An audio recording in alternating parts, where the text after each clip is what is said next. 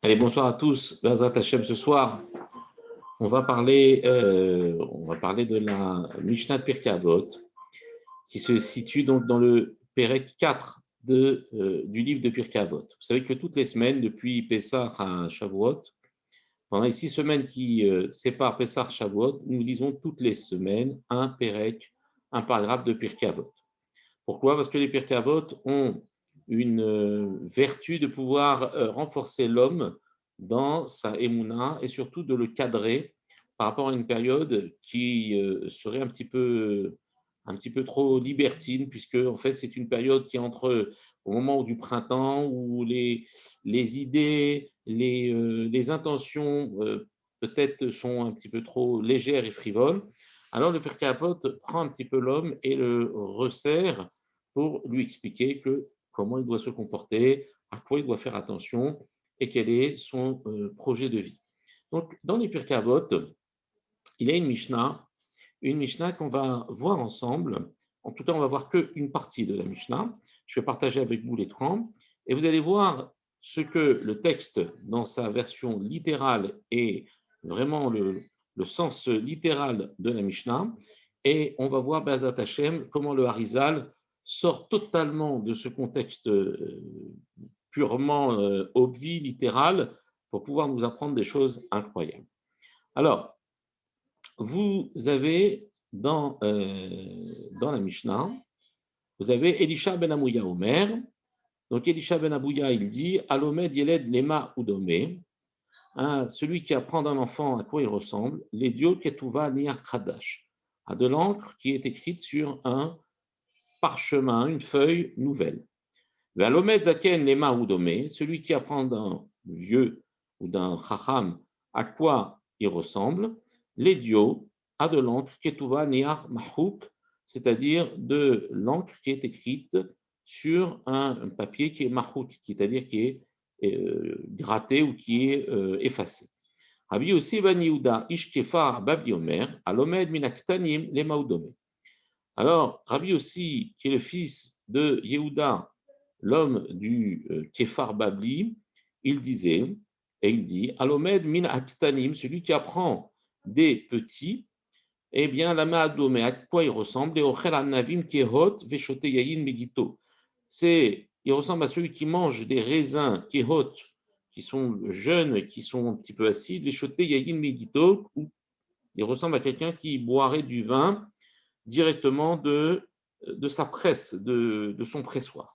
Celui qui apprend des personnes âgées, les maoudomé, à quoi il ressemble, les ochel anavim beshulot, eh bien, il va manger comme quelqu'un qui mange des raisins qui sont béchoulottes, qui sont mûrs, béchoté yayin yachan, et il va boire du vin qui est vieux. Donc ça veut dire que d'apprendre d'une personne âgée, ça lui apporte quelque chose qui est beaucoup plus, comment dire, fin, qui est plus goûteux, qui est plus riche que lorsqu'il apprend d'un jeune.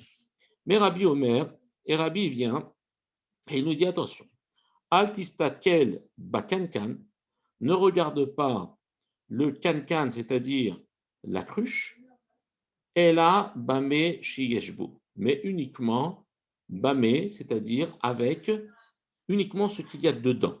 Et on ne fait pas attention au cancan, ne fait pas attention à la cruche, regarde ce qu'il y a dedans. Yesh chadash male yashan, il y a des cruches qui sont neuves mais qui sont remplies de vieux vin. Veyashan va filu chadash enbo. Et il y a des vieilles cruches qui n'ont même pas de vin nouveau. Qu'est-ce que nous dit le Barthénora, c'est-à-dire, on va dire, le premier sens de la Mishnah? Rabbi Ovadia mi Barthénora, il nous dit Omer, Rabbi Omer altistakel bekankan, ne regarde pas le kankan. Rabbi palid ad Rabbi aussi. En fait, ici, Rabbi, il est en marloquette sur Rabbi aussi. Rabbi aussi, qu'est-ce qu'il a dit ici? Il a dit celui qui apprend d'une personne jeune, il apprend que des choses, on va dire, qui manquent de maturité. Il ne boit pas du vin qui est bien, comment dire, mûri, mais il boit du vin comme s'il buvait du vin du pressoir, qui est encore tout au cesse, qui est encore tout pétillant parce qu'il est encore en fermentation, en début de fermentation. Alors Rabbi dit non, je ne suis pas d'accord. Je ne suis pas d'accord. Il dit Atistakel bekankan. Pourquoi? Parce que tu ne sais pas ce qu'il y a dedans. Il peut y avoir une cruche qui est nouvelle, à l'instar d'un jeune, mais qui a une chorma incroyable, qui peut t'enseigner des choses considérables. Et il y a du vieux vin dedans à l'intérieur. Alors, qu'est-ce qu'il nous dit, Marténora? Il nous dit Rabbi Palid, il y a le Rabbi aussi. Il n'est pas d'accord avec Rabbi aussi. Rabbi Yehuda. Ve Amar, et il dit de la même manière qu'il y a des cruches qui sont neuves, remplies de vieux vin, car yesh yeled sheta'amo keta'am zekenim. Il existe aussi des jeunes enfants ou des jeunes étudiants qui ont le goût des chachamim, keta'am zekenim. Veyesh zekenim pechutim bemalat achokma min hayeladim. Et il y a des vieux qui sont bien inférieurs au niveau de chokma des jeunes enfants ou des jeunes étudiants. Ça, c'est pour notre Mishnah. Vous avez vu qu'on est vraiment dans un contexte purement social. On parle d'études, on parle d'enseignants, on parle de chachamim, on parle de jeunes, on parle de choses qui sont complètement, on va dire, la vie de tous les jours. Simplement, le Harizal a une lecture, c'est pour ça que j'ai appelé cette conférence ce soir, Voyage au milieu des mots, d'accord? Pourquoi? Parce que le Harizal et tous les Chachamim, les Chachmé à Kabbalah, ils ont une façon de lire complètement différemment les choses. Et s'ils vont jusqu'à lire ces choses, c'est parce qu'il y a des questions qui se posent.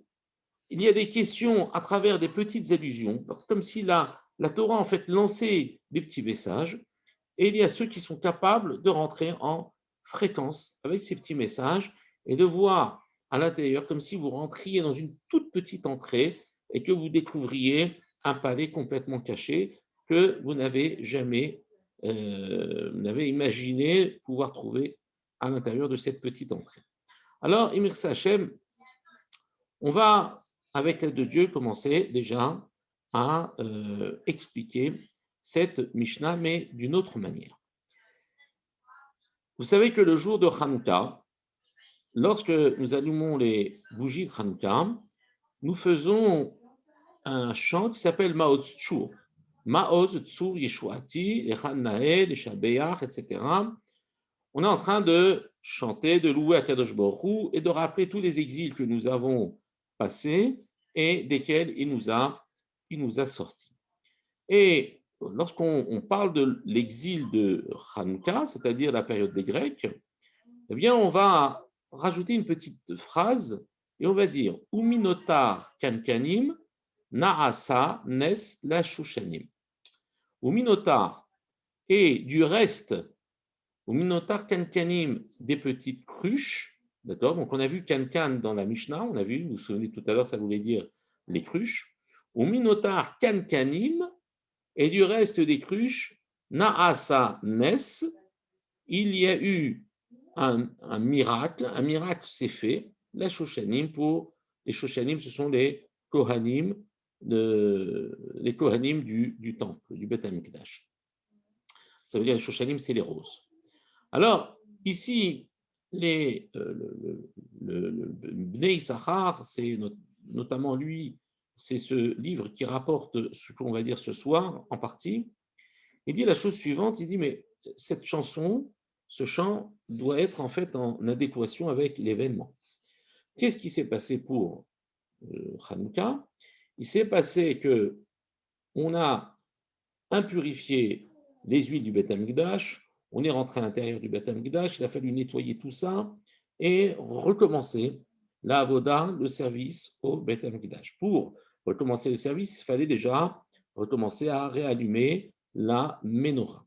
En allumant cette menorah, il fallait de l'huile. Cette huile, on n'en avait plus. Et si on voulait de l'huile cachère, si on voulait de l'huile pure, dont on n'avait aucun doute de son statut de pureté, mais il fallait en refaire. Pour en refaire, il fallait un certain temps.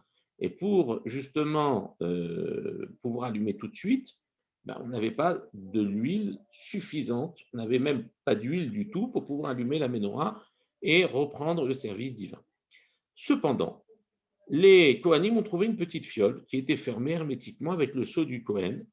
Et donc, ils ont dit, voilà, c'est la seule petite fiole, on va sauver au moins un jour, c'est une fiole qui est suffisante pour allumer la durée d'un jour les nérotes de Hanouka. Alors, qu'est-ce qu'ils ont fait? Ils ont commencé à allumer les nérotes de Hanouka, mais c'est de la Ménorah en fait. Hanouka, c'est après. Ils ont commencé à allumer les nérotes de la Ménorah. Et puis, il s'est avéré que le soir, ils s'attendaient à ce que le lendemain, les nérotes s'épuisent et qu'elles s'éteignent, mais elles ont continué à briller. Et vous connaissez l'histoire. Au lieu de brûler un seul jour, elles ont brûlé 8 jours. Donc, on a eu, retenez bien, pendant 8 jours, on a allumé 7 bougies avec l'huile qu'on a trouvée. Donc, en vérité, qu'est-ce qu'on a trouvé? On a trouvé par Shemen, une fiole d'huile. On n'a pas trouvé cancanim, on n'a pas trouvé des cruches. On a trouvé par Shemen. Par, c'est vraiment quelque chose de beaucoup plus petit et ce n'est pas la même chose qu'une cruche. C'est un récipient, mais ce n'est pas la même chose qu'une cruche. Alors, on se dit, si jamais l'auteur de Mao Zedong, il voulait en fait être beaucoup plus précis, il n'aurait pas dit ou minotar kankanim naasa nes ashoshanim. De ce qui est resté des kankanim, et de quel kankanim il s'agit? Il s'agit d'une fiole d'huile qu'on a trouvée. Et il aurait dû dire ou minotar hashemen, du reste de l'huile, alors naasa nes, il y a eu un miracle qui s'est réalisé. Donc déjà, le mot qui a été utilisé dans le Mao Tzu n'est pas le mot qu'on attendait. On aurait dû dire par et non pas cancan, et en plus, cancanim au pluriel. Ou minotar cancanim naasanes ashoshen. Ça, c'est la première question que pose le Bnei Issachar. Il y a aussi, dans la paracha de Kitissa, au moment où, c'est un paracha qui porte la faute du veau d'or, au moment où Moshe Rabbeinu va demander à Kadosh Baruch Hu d'être miséricordieux à l'égard du peuple d'Israël et de lui pardonner cette faute qui était incroyable, eh bien, Kadosh Baruch Hu va lui révéler une formule, pas une formule magique, mais va lui révéler en fait le processus qu'un homme doit accomplir pour pouvoir en fait gagner la miséricorde divine. Cette formule, ce qu'on appelle les Shlosh Esrei Midot Arachamim, les 13 attributs de miséricorde, qu'on lit tous les jours. Lorsque on fait les Tahanunim, on dit Hachem, Hachem, éternel, El Rachum Vechanoun, Dieu miséricordieux et qui a pitié, El Rachum Vechanoun, Erech Apayim Verav Chesed Vemet, il est long à la colère, Erech Apayim Verav Chesed Vemet, il est grand dans sa bonté et dans la vérité, dans un chesed qui est authentique. Chesed Vemet, notre chesed l'alafim, il va faire du chesed pour 1000 générations. Notre chesed l'alafim, notre chesed l'alafim, attendez, je reprends le texte, excusez-moi, j'ai l'esprit ailleurs, c'est du direct. Et donc, c'est normal. Voilà. Hachem, Hachem, El, Erech, Hapayim, Va, Chesed, Vemet. Donc, c'est ce qu'on a dit tout à l'heure. Notzer, Chesed, Alafim, il prodigue du Chesed, Alafim pour 1000 générations. Notzer, Avon, il porte la faute, Va, Fecha, et même la faute qui est encore plus grave, qui est une sorte de faute volontaire, Vechata, et la faute, Venake. Et on va dire, il nettoie et il innocente l'homme qui a fauté. Et ensuite, Venake, Loyinake, par contre, ça c'est ce qu'on lit dans la parashat Kitissa, Venake, Loyinake. Cependant, il ne laissera pas impuni celui qui a fauté. C'est-à-dire qu'il va, d'un côté, être capable de porter la faute, mais d'un autre côté, il ne faut pas croire qu'Akadosh Baruch Hu, il n'a pas vu les choses qui passe à côté des événements et qu'il ferme les yeux comme le ferait quelqu'un qui ne voudrait pas rentrer dans la galère, ne voudrait pas en arriver à devoir sanctionner. Il ne laisse pas impuni celui qui a fauté. Alors maintenant, comment il va le sanctionner? De quelle manière il va arranger de quelle manière il va faire supporter la sanction, comment il va modifier tout ça, ça c'est le travail d'Akadosh Baruch Hu. Mais par contre, il ne faut pas croire qu'on passe à côté des choses et qu'on peut endormir, entre guillemets, Akadosh Baruch Hu en lui faisant un tour de passe-passe. Akadosh Baruch Hu, il voit tout, Venake lo yenake. Hein, ça, c'est quelque chose qui est fondamental. Qu'est-ce que ça veut dire Venake lo yenake? Ça veut dire que, en fait, Akadosh Baruch Hu va toujours sanctionner. Simplement, quand il va sanctionner, il va le faire d'une manière miséricordieuse. À l'intérieur de la sanction, à l'intérieur de l'épreuve, à l'intérieur de cette midat digne de la rigueur, eh bien, Akadosh Baruch Hu, il va apporter quelque chose de positif à l'être humain. Contrairement à toutes les autres religions, où la sanction vient punir l'homme, le faire souffrir, chez nous, la sanction vient nous aider à prendre conscience de nos fautes et à les réparer, à nettoyer l'homme de ses impuretés qu'il s'est lui-même mis sur lui. Lorsqu'Akadosh Baruch Hu sanctionne, il sanctionne par le mode de mida keneged mida, mesure pour mesure. Ça veut dire? Ça veut dire que exactement en regard de ce que l'homme a fait, eh bien Kadosh Baruch Hu va le punir exactement au même prorata, exactement comme la faute. Et il y a en fait à l'intérieur de la sanction, il y a de cette faute, et c'est comme un effet miroir. La faute va être compensée par quelque chose qui s'appelle la midatadine, la sanction, et cette sanction va en fait juste être en regard de la faute. Pourquoi? Parce que quand une personne est éprouvée en regard de sa faute, il va comprendre d'où vient sa faute, puisqu'en fait, il va être vraiment éprouvé de la même manière qu'il a fauté.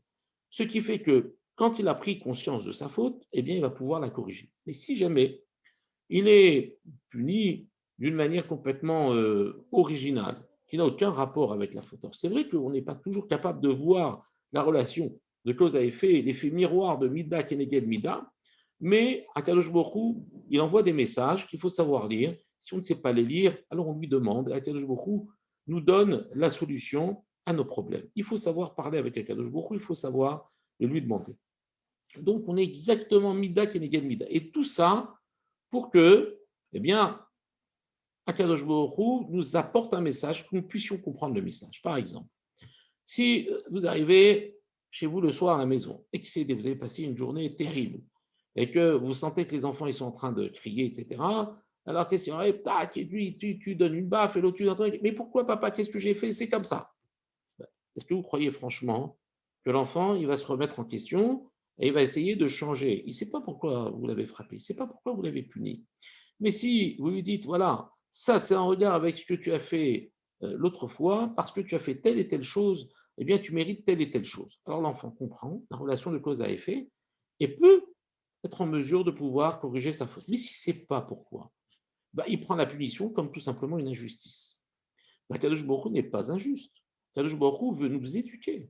Et donc la sanction est uniquement Mishum Hesed. C'est vrai qu'elle s'exprime de manière digne, de manière rigoureuse, mais tout ce qu'il y a derrière, c'est une envie de la part d'Akadosh Baruch Hu de nous attribuer du chesed. Alors des fois, il y a ce qu'on appelle du chesed qui est enfoui dans le din, c'est la sanction, et il y a du din qui est enfoui dans le chesed. Par exemple, si vous donnez un bonbon à votre enfant, vous n'allez pas lui en donner 10, parce que derrière un bonbon, il y a des risques, si vous lui en donnez trop, qu'il ait des caries, qu'il ait mal au ventre, je ne sais, autre chose.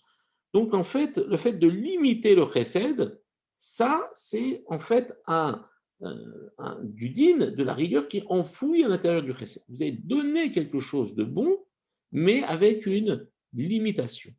Ça, c'est un petit peu comment dire, cette composition qu'Akadosh Baruch Hu sait parfaitement faire, où il va associer du din dans le chesed, du netzach dans le hod, toutes ces midotes avec lesquelles Akadosh Baruch Hu gère le monde, eh bien, sont combinées les unes avec les autres pour donner une infinité de produits avec une infinité de dosages pour que les choses arrivent de manière précise chez l'homme et ne soit pas quelque chose de difficile à supporter par l'être humain. Tout est combiné, tout est arrangé, tout est harmonieux. Maintenant, nous allons revenir à cette 13e mida qui s'appelle Venake Loyenake. Et, comment dire, innocenté, il ne sortira pas. Ça veut dire qu'il ne laissera pas une chose qui est impunie. Quand on regarde ce mot Venake Loyenake, je repartage avec vous l'écran, à condition qu'il me le laisse. Je ne sais pas pourquoi il ne veut pas me laisser. Voilà.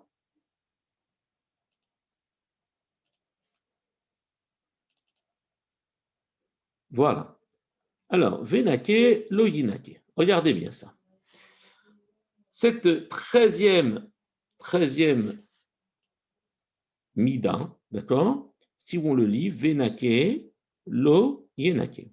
Qu'est-ce qu'on remarque à l'intérieur de Venake, Loyenake? Est-ce que Akadosh Baruch Hu punit, c'est-à-dire qu'il sanctionne, il ne laisse pas les choses comme ça en l'air sans être réglées, les affaires ne sont pas délaissées par Akadosh Baruch Hu, il est précis, il est médouillac, il cherche véritablement à nous éduquer et donc il ne laisse rien passer. Il ne laisse rien passer à Akadosh Baruch Hu. Alors regardez bien ça. Quand vous prenez Venake, Lo Yenake, si je vous montre le mot, il passe un petit peu inaperçu. Simplement, le Harizal lui dit, regarde bien. À l'intérieur de Venake, regardez ça. Venake, quand j'entoure ici, je vais mettre un petit dessin. Voilà. Quand je vais entourer ici, j'entoure Venake. Qu'est-ce qu'il a, le petit dessin, il ne marche pas? Ça va, Alain? Qu'est-ce qui se passe? Vous ne voyez pas? Alors, qu'est-ce qui se passe? Je sors du partage. Là, vous m'entendez, c'est bon? Bon. Alors, si je repartage, vous allez me dire si ça marche. Est-ce que ça marche? Vous le voyez ici ou pas? Vous ne voyez pas le partage d'écran? Si, c'est bon. OK. Alors, si maintenant je mets un petit dessin, est-ce que vous voyez mon dessin? Regardez, hop. Très bien. Là, vous voyez mon écran? Voilà, parfait. Alors, Venake, vous voyez, j'ai entouré à l'intérieur de Venake, j'ai entouré un Nun et un Kouf. Vous avez vu ça? Et Loyenake, voilà que j'entoure encore le Nun et le Kouf de Yenake. Il va rester quoi? Eh bien, il va rester, si maintenant j'enlève le Nun et le Kouf de Venake, je le retire, qu'est-ce qui va me rester en rouge? Il va me rester un Vav et un He. Vous êtes d'accord? Très bien. Maintenant, j'enlève de Yenake, j'enlève le Nun et le Kouf. OK? J'entoure, il reste un Yud et il reste un He. Parfait.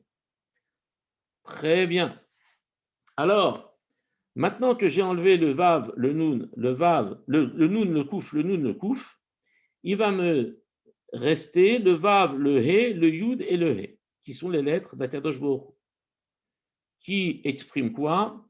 La Midat Arachamim, c'est-à-dire la mesure de miséricorde. C'est celle que Akadosh Baruch Hu exprime à travers son nom Yud Ke Vav Ke, le tétragramme. Maintenant, ces lettres que vous voyez, le Nun, le Kouf, si vous les inversez, vous avez Kan, Kan. Kan, Kan, c'est quoi? C'est une cruche. Très bien.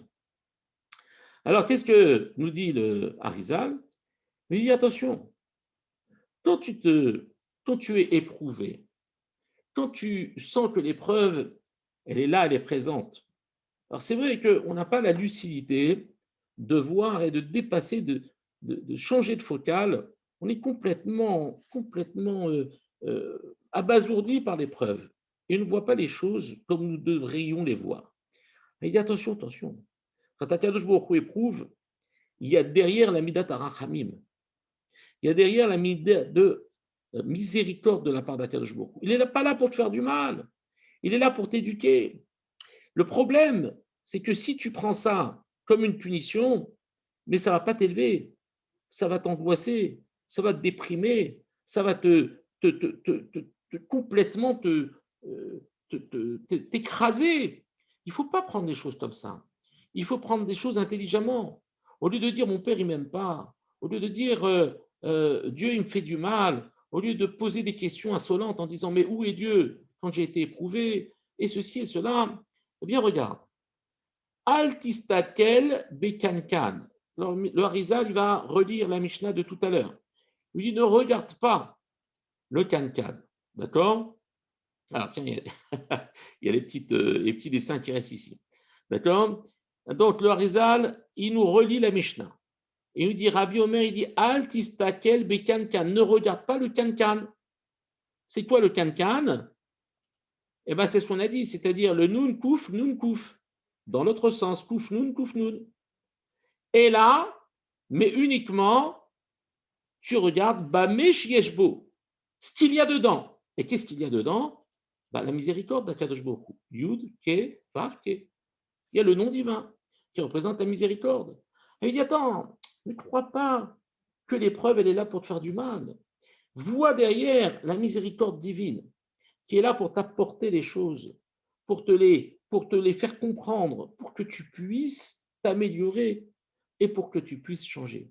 À l'instar d'un père qui sanctionne son fils, pas parce qu'il a de l'animosité vis-à-vis de son fils ou de sa fille, Shalom, c'est parce qu'il veut l'avoir changé. On n'éprouve pas quelqu'un qu'on n'aime pas, qui est Hachem, Yehav Hachem Yochia, parce que celui que Dieu aime, Dieu éprouve. On ne va pas éprouver quelqu'un qui n'a pas de sens dans notre vie, qui ne nous correspond pas, qui n'a pas de lien avec nous. On ne cherche pas ça. Nous, ce qu'on veut éduquer, c'est nos enfants. C'est ceux qu'on aime. Ce n'est pas ceux qu'on n'aime pas. On n'en a rien à faire de ceux qu'on n'aime pas. Donc derrière ça, qu'est-ce qu'il nous dit le Harizal? Il dit Atistakel bekankan. Ne regarde pas le kankan. Ne te focalise pas sur ton épreuve. Regarde, et là, bema chez Yeshbo, uniquement ce qu'il y a une fois que le kankan est retiré. Et d'où on le sait? On le sait de Maozutsu. Maotsu Yeshuati, on a dit tout à l'heure, qu'est-ce qu'il nous dit le compositeur de ce chant? Uminotar kankanim. Et du reste des kankanim. Ça veut dire quoi du reste? Une fois que j'ai enlevé quelque chose, il me reste quelque chose. Uminotar. Et du reste des kankanim. C'est pour ça qu'il ne parle pas de fiole. Il parle de kankan. Il ne parle pas de part. Parce que lui, il a l'intention, dit le Harizal, de nous réveiller sur la lecture de l'épreuve. En nous disant, attention, l'épreuve n'est pas ce que tu crois. Et c'est pour ça, au minotar kankanim, si maintenant tu fais le notar, tu fais le reste, c'est-à-dire que tu retranches kankan au pluriel, puisqu'il y a deux kan, kankanim, d'accord? Alors, naasa nes nashoshanim. Le miracle, il va venir. Pourquoi le miracle, il vient? Parce que tu as su voir Kadosh Baruch Hu derrière l'épreuve. En vérité, quand est-ce que on croit au miracle? Eh bien, ce n'est pas une fois qu'on l'a vu. Parce que une fois qu'on l'a vu, c'est trop tard. Ça ne s'appelle pas un miracle. Akadosh Baruch Hu, il ne vient pas sauver quelqu'un gratuitement. Il faut qu'il soit capable, comme par exemple un père, si jamais je sais que mon père il m'aime et que je regrette ma faute, que j'ai vu dans la sanction de mon père que c'était pour me faire du bien, qu'est-ce qu'il va faire le père? Il va dire, bon, c'est bien mon fils, allez, viens, je t'embrasse. Pourquoi? Parce que tu as compris les choses.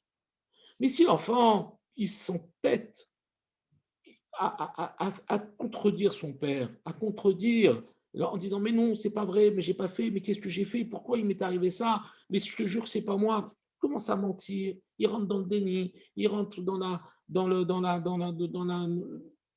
le manque d'honnêteté, il ne se remet pas en question. Mais ça existe encore plus, les parents. Mais tu plaisantes ou quoi? Je t'ai vu, tu as fait ça, on va faire ça, Kadosh Baruch Hu, il nous voit.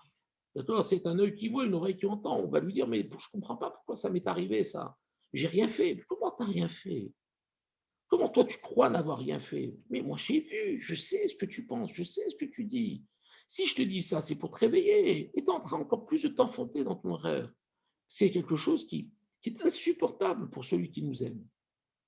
Alors que si on est capable de dire, mais non, je sais qui se cache derrière cette épreuve. Et quand on est capable de croire alors on est capable de voir. C'est le contraire de ce qu'on a l'habitude de dire. Dans tous les peuples, on dit il faut le voir pour le croire.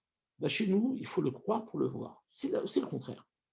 Si tu as confiance à Kadosh Baruch Hu, si tu vois à l'intérieur d'Akadosh Baruch Hu, tu crois, tu es ma'amine, tu dis oui, Akadosh Baruch Hu, c'est toi qui es derrière tout ça. Eh bien, au moment où je ferme les yeux, où je supporte l'épreuve Bessimra, avec joie, avec confiance, mais c'est fini. L'épreuve, elle est partie. J'ouvre les yeux, ça y est, c'est fini. Vous allez me dire, mais c'est pas de la magie, c'est un travail au quotidien, quelque chose qui se fait au quotidien. On n'a pas confiance en Dieu au moment où on est dans un état de déstabilisation.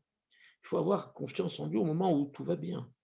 C'est-à-dire que quand on est en temps de guerre, on ne sort pas les armes pour les lubrifier. C'est fini, on a perdu la guerre.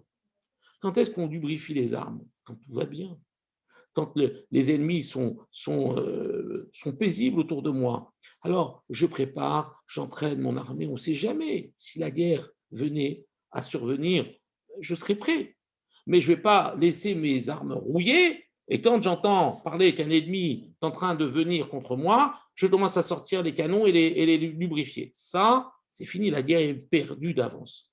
Donc l'aïmouna, c'est mon arme quand je suis dans une situation difficile. Si maintenant j'attends d'être dans une situation difficile pour travailler ça, je vous le dis tout de suite, c'est peine perdue. On ne peut pas, quand on a l'esprit qui est préoccupé, on ne peut pas dire ah mais tout vient d'Akadosh Baruch Hu. C'est pas possible. On est des êtres humains. Par contre, si on sait quand on se lève le matin dire merci mon Dieu, merci, c'est extraordinaire ce que tu m'as fait. Merci à Kadosh Baruch Hu pour tout ce que tu m'as fait. Merci parce que j'ai posé les pieds par terre. Merci parce que j'ai respiré. Merci parce que j'ai vu. Merci parce que j'ai entendu. Merci parce que j'ai de quoi manger. Merci pour les enfants que tu m'as donnés. Merci pour tout. Tout, on dit merci. Quand on est habitué à dire merci, quand les épreuves arrivent, elles glissent sur une conviction que j'ai façonnée, que j'ai renforcée au quotidien. Et vous allez me dire maintenant, le rapport avec Hanouka, avec cette Mishnah, quelque chose qui est très difficile à trouver. Mais vous allez voir qu'il y a à l'intérieur de Hanouka, il y a encore un message incroyable à l'intérieur de Hanouka. Hanouka, c'est quoi? C'est une période d'épreuve. C'est une période de contradiction et d'assimilation où le peuple était en litige, non seulement avec leurs ennemis, mais au sein du peuple lui-même, il y avait des histoires. Il y avait des juifs sympathisants grecs, qu'on appelait les Mityavénim, les hellénistes. Et eux, ils étaient là, ils disaient, mais attends, c'est magnifique, la culture grecque, c'est l'évolution, c'est l'épanouissement, c'est magnifique, etc. Mais vous êtes comme ça plongés dans votre Torah, vous êtes des sauvages, vous êtes des êtres primaires, des je ne sais pas comment on dit, néandertal, c'est ça, d'accord. Et vous êtes des Cro-Magnons, vous êtes du matin jusqu'au soir sur des textes qui datent, voilà, ça c'est la philosophie grecque, c'est magnifique. Et il y avait en fait ce jeu où les Grecs, manipulaient ces Mityavénim, qui eux-mêmes rentraient à l'intérieur du peuple et semaient la cisaille. C'était terrible. C'est une épreuve. C'était très difficile de voir la main d'Akadosh Baruch Hu parce qu'on n'avait pas le sentiment que les ennemis, c'était des gens qui voulaient nous tuer. Ils étaient là pour nous instruire. Ils étaient là pour nous apporter une nouvelle lumière, une nouvelle lueur. D'accord? Mais en fait, c'était quoi? C'était de l'obscurantisme. C'était nous empêcher d'étudier la Torah parce qu'ils savaient que la Torah, ça nous permet de nous connecter avec la vérité et de pouvoir en fait donner le démenti à toute cette démarche malsaine que les Grecs voulaient nous imposer. Eh bien, imaginez-vous que justement la Midat Hadin, la rigueur, est représentée par différents éléments, différentes allusions dans la Torah. Notamment, vous savez que dans l'alphabet hébreu, vous avez 22 lettres de l'alphabet plus 5 lettres qu'on appelle les sophiotes, c'est-à-dire les lettres finales, qui ferment le mot, qui le clôturent et qui interdisent une écriture d'une autre lettre après elle. Vous ne trouverez jamais un raf final avec une lettre après. S'il est final, il est final. C'est comme ça. S'il y a un nun final, c'est fini, il n'y a plus de lettre après. Et donc, du fait qu'elles ont cette force de bloquer le mot, elles sont appelées gvurot, elles sont appelées din, elles sont appelées rigueur. Il y en a 5 comme ça dans l'alphabet. Il y a le même, le nun, le tzadik, le p et le chaf, qui changent de forme et qui viennent, vous savez, se prolonger comme si elles voulaient stopper, comme si elles voulaient faire une interruption et décider de la fin du mot. Donc on les appelle, de par leur fonction, les gvurot. On les appelle les forces de rigueur. Eh bien, si vous prenez les valeurs numériques de ces gvurot, de ces 5 lettres finales, vous avez même, d'accord, qui 40, Noun 50, Tzadik 90, P 80 et Raf 20, vous obtenez la somme de 280. Lorsqu'on rencontre dans les écrits de nos sages le chiffre 280, cela exprime la gvoura, ça exprime la rigueur, ça exprime les forces qui sont pas négatives mais antagonistes à la Kedusha ou alors au Chesed. Bien, si maintenant, dit le Harizal, tu veux savoir en fait quelle est la moyenne de rigueur qui s'exprime dans ces 5 lettres, bah, vous divisez par 5. Vous avez 5 lettres qui font 280. La moyenne, c'est quoi? C'est prendre le nombre de lettres et diviser 280 par le nombre de lettres. Vous obtenez le chiffre 56. D'accord? Vous me suivez jusqu'à présent. Eh bien, le chiffre 56, nous disait Ramim, il exprime la notion de rigueur. D'accord? Donc, qu'est-ce que l'on va faire? Eh bien, il va falloir prendre le dessus sur la rigueur. Pourquoi? Parce que tout le travail, lorsqu'on est confronté à la rigueur, c'est de l'adoucir. Lorsque vous dites à votre papa, papa, je t'aime, même s'il est en colère, ben, il s'adoucit. Il faut prendre le dessus sur la rigueur. Donc, il faut aller au-dessus du Noun et du Vav. Alors, vous avez vu que pendant Hanouka, on a dit au début du cours qu'il y avait 7 bougies, 7 branches de la menorah qui ont été miraculeusement allumées pendant 8 jours. Et pourquoi 8 jours, 7 bougies? Parce que 8 fois 7, 56. Donc il fallait maintenant contrecarrer ce 56 qui représentait le chiffre de la rigueur que porte en fait le chiffre 56.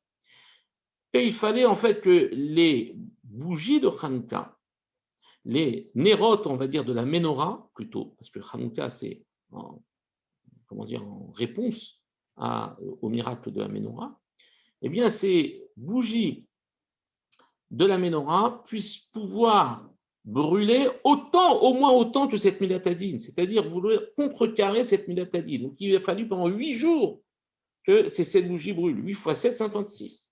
Quand vous voyez le mot Hanouka, bah vous comprenez que Hanouka, c'est Het, 8 jours. Nous, Nun Vav, eh ben c'est les 56 bougies. Nun, c'est 50, Vav, c'est 6. Et Chaf, c'est le 25 qui se lève. J'ai à l'intérieur du mot de Hanouka, j'ai le 25 qui se lève.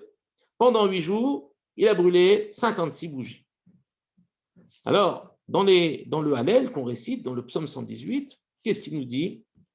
Il nous dit, David Ameler, El Hashem Vagaer Lanu Isru Hag Baravoti Makanot Amizbeah. El Hashem Vagaer Lanu. L'Éternel, Dieu l'Éternel, Vagaer Lanu, nous a éclairés. Ça, c'est la traduction littérale. Et le Harizal, il va beaucoup plus loin. Il dit, mais attends, c'est pas El Hashem Vagaer Lanu, c'est pas qu'il nous a éclairés. Non, regardez bien. Je vais repartager encore l'écran parce que on ne peut pas s'arrêter là, ce n'est pas possible. On va pas comme ça de tout. Alors regardez. Hop, comment on fait, comment on diminue? Voilà, attention, je ne sais pas comment on diminue. Voilà, ça y est, on diminue. Alors, regardez. D'accord? El Hashem Vagaer Lanu. Vous voyez là maintenant d'accord? Ici. El Hashem Vagaer Lanu. OK? En fait, si vous prenez la valeur numérique de El, ça fait 31. Hachem, ça fait 26. 31 plus 26, ça fait 57. Pas tous en même temps. 57, c'est 1 de plus par rapport à 56. Et du coup, si ces deux attributs divins qui représentent la miséricorde, lorsqu'ils s'associent, eh bien, ils forment le chiffre 57, eh bien, ils vont prendre le pas et le dessus sur quoi? Sur le nous, c'est-à-dire sur le 56 qui représente la lugueur. Eh bien, quand je relis le pasouk, il y a marqué El Hachem, Vayaher, il va illuminer quoi? Il va illuminer le nous, c'est-à-dire qu'il va maintenant donner de la lumière, même dans l'épreuve, qui représente l'amida de rigueur. Et donc, grâce à cette supériorité du El Hachem, eh bien, je vais pouvoir éclairer le nous, c'est-à-dire le Nun Vav qui représente la tribu de rigueur, qui représente l'épreuve en elle-même. Et c'est pour cela que, regardez comment Akadosh Baruch Hu nous envoie des messages subliminaux à l'intérieur de toutes nos épreuves. Et pour nous dire, attention, oh, arrête de te plaindre, arrête de dire oui, mais non, c'est ton papa qui te parle. Et donc, quand je t'envoie une épreuve, je te dis, regarde, fais attention. C'est vrai que tu n'y arrives pas peut-être à le lire. C'est vrai que tu n'as pas peut-être la même grandeur que le Harizal ou que d'autres Mekoubalim qui sont capables de voir des choses à l'intérieur de petites nuances comme ça, qui sont complètement, qui passent inaperçues. Mais fais confiance. Fais confiance à Kadosh Baruch Hu. Si tu sais que c'est ton père qui t'éprouve, eh bien, tu te dis, je n'ai pas encore compris, je ne sais pas pourquoi, mais je t'en supplie, éclaire-nous, El Hachem, éclaire-nous, éclaire nos yeux, donne-nous la possibilité de voir cette lumière qui est à l'intérieur de l'obscurité. Bezrat Hachem, c'est le message que je voulais passer ce soir. Et si on n'est pas capable de voir des choses à l'intérieur du texte, parce que si les Chachamim ne sont pas là pour nous le montrer, c'est impossible de voir tout ça. Mais regardez comment Akadosh Baruch Hu, en fait, nous permet de discuter avec lui. Il nous envoie des messages.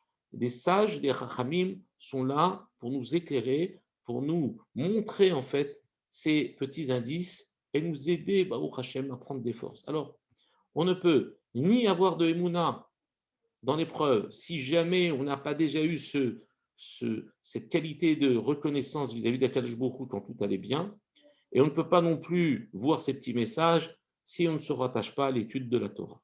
Alors maintenant, vous avez compris.